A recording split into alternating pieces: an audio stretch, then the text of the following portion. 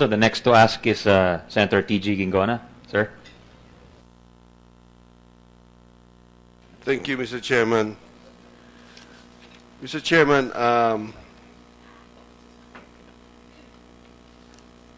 my initial questions are directed against General Purisima.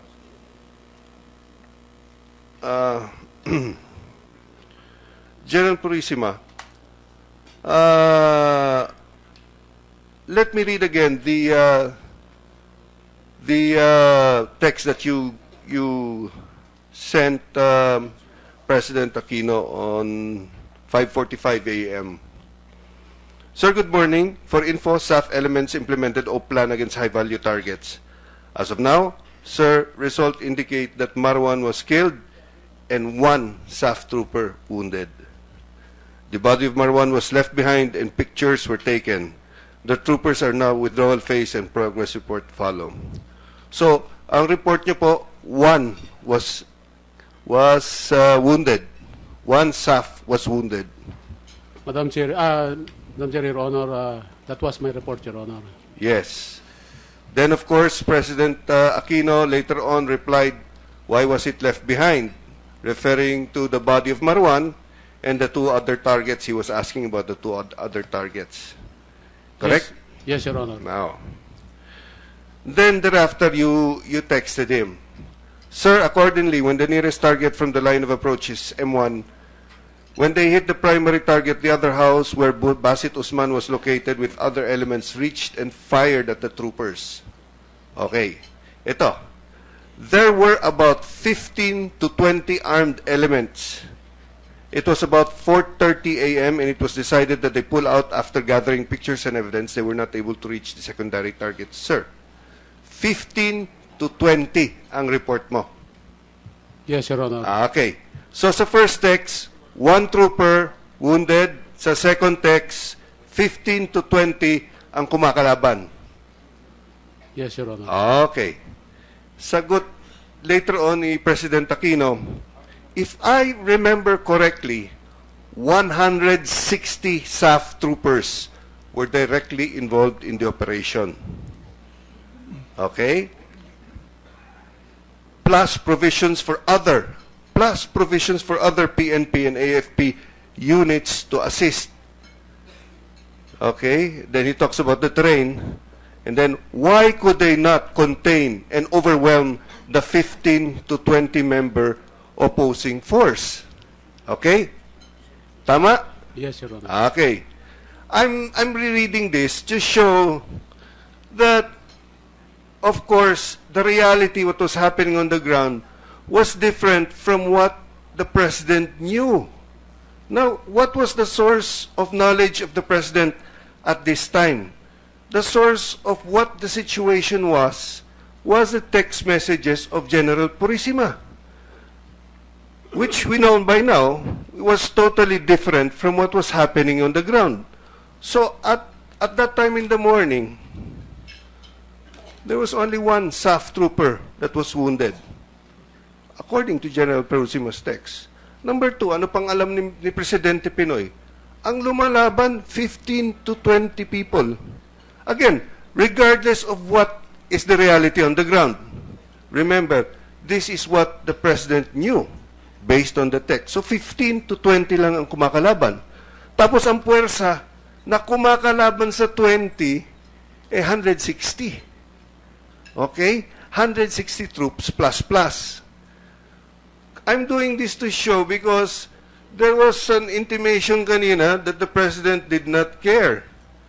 But the President, or any person for that matter, relies only upon what he knows, upon information fed to him. And what President Aquino knew is that there's only one wounded, 15 to 20 ang kalaban, tapos ang puwersa ng pulis, 160 plus. So, in the mind of the President, the operation was going as planned, or was going, how do we say that, was going all right, for want of a better term, was going all right. But the point is, there was no basis for the President at this point in time, based on the information that was fed him, there was no basis for the President to be alarmed. You don't have to be the President. Ikaw mismo, put yourself in his place. Isa lang ang wounded. 15 to 20 ang kalaban. Ang puwersa mo, 160 plus. Would you be alarmed? I don't think so. That's why I think it is unfair to say that there was no concern on the part of the President. And lastly, General Purisima, in your 817 text, among others, to the President again, you state, they are supported by mechanized and artillery support. Sir, tama ba? Yes, Your Honor. Oh. So hindi lang isang wounded, hindi lang 15 to 20 people ang kalaban versus 160 plus na pulis. Meron pa palang kasamang tangke at may kanyon pa. Kung ako nagbabasa nito, yun ang interpretation ko. And this would lead an ordinary person to conclude that at this point, the operation is going all right. There is no basis for alarm. So I think it was very, very unfair to conclude, based on the text, that there was no text of concern on the part of the President. Very, very unfair. Okay. And lastly, the President said, review your earlier text and later text. They differ as to which was engaged. Correct? Yes, Your Honor. So, he was not only misled as to the reality of the situation, the information was also confusing. The information was also confusing. So I'd like to Your stress Honor. that point. Your Honor, may I say something? Yes, General. With regard to the misled, I did not mislead. It was just the interpretation of who was attacked first. It was just in the presentation.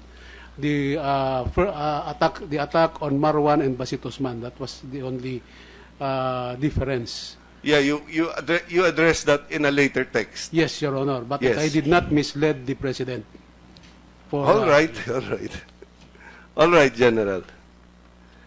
So I would like to make that point that there was no basis at that point for the President to be alarmed because of the information fed to him.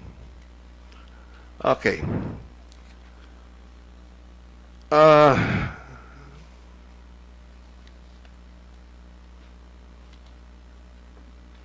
Can I call, yes, General Napeñas? Okay. I am reading from page 59 of the report of the Joint NBI-NPS Special Investigation Team. Okay. Page 59 says, at around 11:20, DSAF, sino pong DSAF? Kayo po? Yes, sir, Your Honor. Okay. Instructed Ensoy. Who is Ensoy, sir? That's our radio operator sitting beside me during this time, Your Honor. Okay. DSAF instructed Ensoy to broadcast to the ground troops to hold their fire to pave the way for incoming CCCH, who will intervene on the battleground. He monitored on the radio that the 43rd SAC was calling the 55th SAC. Yung 56 po, yun ang pumunta na sa kay Marwan, ano?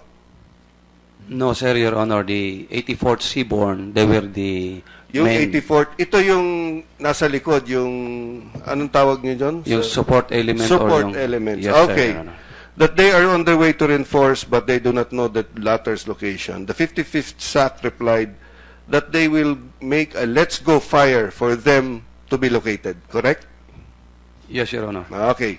Moments later, the 43rd SAC radioed that it is impossible for them to proceed since a huge number of armed groups were blocking their way and engaging them in heavy firefight, correct? Yes, Your Honor. Okay.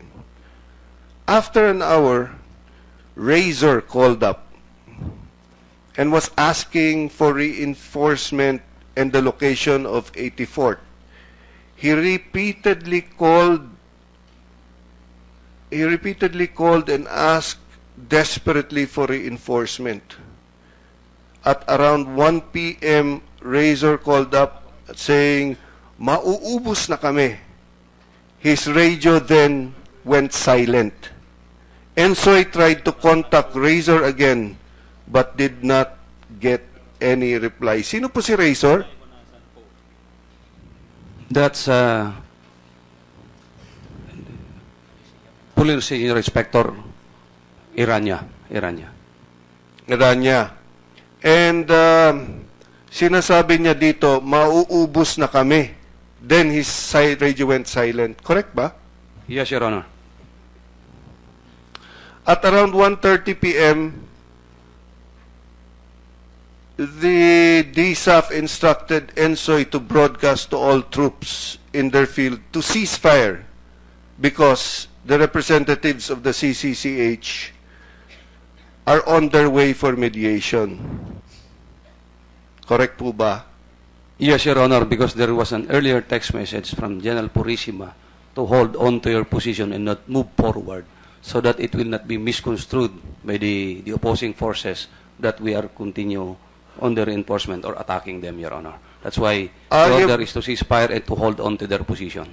Okay, so your basis for the order to stand down, was an order from General Purisima. Am I correct? Stand down and hold on to your position are two different things, Your Honor. My order is to cease fire, prevent the troops from firing against the enemy, and not to move forward. That's why it's hold on to your position. Hold on to your position. Okay. So the order to hold on to your position, not to move forward, using your words, was from General Purisima. Am I correct? Yes, sir, Your Honor. I just want to be clarified, General Napeñas, why that was the order when you received earlier radio message from Razor, and that's very clear. Na there is a sense of extreme urgency. Biro mo, sabi niya, mauubos na kami. And then you gave an order to hold on, not to move forward. Mauubos na kami. And then his radio went silent. I just want to be clarified, sir. Yung pong CCCH, kung pwede pong ulitin yung oras, that's about 11 o'clock, Your Honor. Yung hold on to your position, yung sinabi nyo na papasok yung CCCH, that was about 11 o'clock. However, at about 1:04, even before na nag-radio si Razor, we were requesting for artillery support. Dahil napag-alam po namin na hindi tumitigil yung pag-aatake nila at tuloy-tuloy. If I may read itong text messages namin from General Napeña, Director SAP at 1:04 p.m., same day, January 25, for OIC PNP from DSAP. Sir, good PM. Hindi tumigil ang mayalip pag-atake sa atin, sir. Ito location, mga tao natin na paligirian, 360 degrees na kalaban. Grid coordinate of sub-troops in Army under attack. 68100, 65097, and 68006, 65718. Baka maubos tao natin sa mga lugar na ito, sir. Request and direct fire support sa paligid ng locations na ito. So, I was requesting for the artillery support even before na nag-radio si Razor, Your Honor. Okay, but even after that, you still gave the order not to move forward and to hold on to your positions. Yes, Your Honor. Naka-hold on to their position dahil nga dun sa effort ng CCCH and because of the order ni General Purisima, Your Honor. Now it's two, dalawa yung basis. Hindi lang yung order ni General Purisima. Now it's also the request of the CCCH. Am I correct? yung ang nagsabi sa akin po yung text messenger Purisima na papasok nga po yung CCCH, that's why nga po huwag mag-move forward. At that time, wala po yung direct coordination ng CCCH sa akin, Your Honor. Okay. General Purisima, how come you knew about the CCCH? Your Honor, what I remember with the text message that we are referring to is I contacted MILF person to assist us in having the troops, the MILF troops, back out in the operation. So I was just giving information to General Napeñas what that person was giving me, that they have already contacted their commanders, but Who was that person, sir? a member of the Moro Islamic Liberation Front, Your Honor, Satar Lamalan. I see. Member doon ng CCCH? No, Your Honor. I'm not familiar with the what they are saying that CCCH, Your Honor, because I'm not connected. I have no contact with CCCH. What I remember, Your Honor, is that I tried to contact the MILF for them to withdraw their troops. Nakikiusap po tayo sa kanila, Your Honor, na umalis na sila doon sa lugar kasi nahihirapan na po yung mga SAF elements natin, na tropa ng SAF ang nandun sa loob. Hindi po. Yun ang pakiusap po natin sa kanila. And I was relaying also yung sinasagot sa atin nung sagot ng MILF sa atin, Your Honor. Okay. Sige, thank you. One last. For the SND, sir, were you aware that the President instructed the Commanding General of the Philippine Air Force? Is he around? Maybe we should ask the Commanding General then of the Philippine Air Force.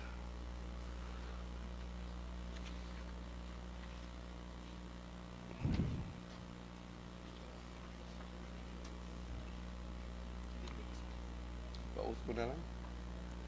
Pa-oath mo. We ask the Secretary to administer the oath to the the Commanding General of the Philippine Air Force.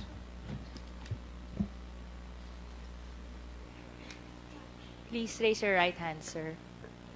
Do you swear to tell the truth, the whole truth, and nothing but the truth in this proceeding? Yes, Your Honor. For the record, Your Honor. Thank you. For the record, Your Honor, the chairperson affirmed his oath. Thank you. Go ahead, Senator Guingona.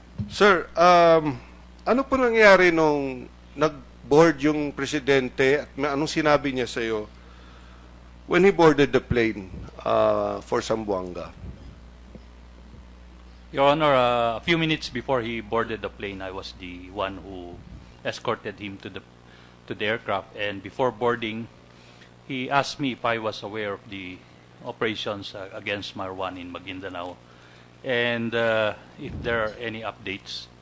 Now, I was silent for those questions, considering that I was not aware of or conscious of the operations. And with that, he he directed me to alert air assets within that area to support the ground operations thereat, if necessary, which I did after he left, upon calling the commander of the West Mincom and the 3rd Air Division commander to alert the aircraft. And I think they already did earlier than when I called them. Okay, so he did order you to provide all the air support for the operations. Yes, sir. He directed me to alert all air assets in Mindanao to support the operations, just in case they are needed. Okay, thank you, thank you. Your 10 minutes, sir, has lapsed. You can ask your last question, sir, if you'd like to wrap up, Senator. Okay, Lieutenant General Guerrero. Sir, when did the President find out about the true situation in Mamasapano, what time of the day was that? Because you were together in Zamboanga. Mr. Chair, Your Honor, at around 10:20, the President arrived in Zamboanga City. So he went into the briefing room. We waited for him to allow us to start the briefing about the Zamboanga City blast. And then at around 1100, I think, past 11, I was summoned to a room together with the Secretary of the Interior and the Secretary of National Defense. And he asked me, what do you know about the operation? So I told him about the telephone call of General Espina, the text messages of General Purisima, and a phone call of General Peñas, and my talk over the phone with General Pangilinan. I told the President I do not know anything about this operation. Second, I informed him that I already directed the 6th Infantry Division Commander to support operations as requested by the OIC of the PNP, General Espina, sir. And lastly, I informed him that I already alerted the 2 UE helicopters on standby in Pagadian to transfer to Awang in Maguindanao in case the 6th Infantry Division requires its utility during the support operations to that Special Action Force, even if there was no request, Your Honor. Okay, thank you. Thank you, Madam Chairman. The body of Marwan was left behind and pictures were taken. The troopers are now withdrawal phase and progress report follow. So, ang report niyo po, one was wounded. One SAF was wounded. Madam Chair, Your Honor, that was my report, Your Honor. Yes. Then, of course, President Aquino later on replied, why was it left behind? Referring to the body of Marwan and the 2 other targets. He was asking about the 2 other targets. Correct? Yes, Your Honor. Now.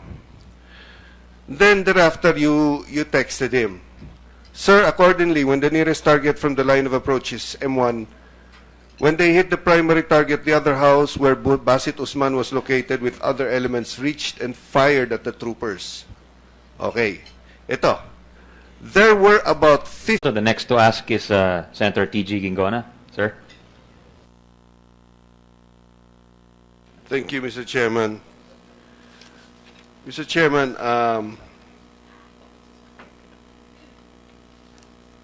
my initial questions are directed against General Purisima.